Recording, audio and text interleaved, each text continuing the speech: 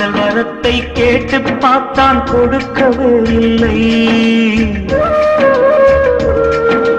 காளை முகத்தை கடைசி வரை அவ பார்க்கவே இல்லை.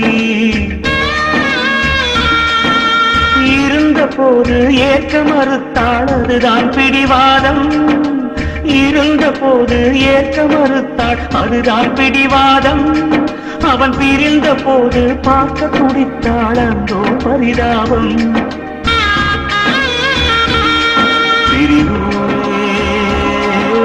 காதலின் தண்டனையா, காதல்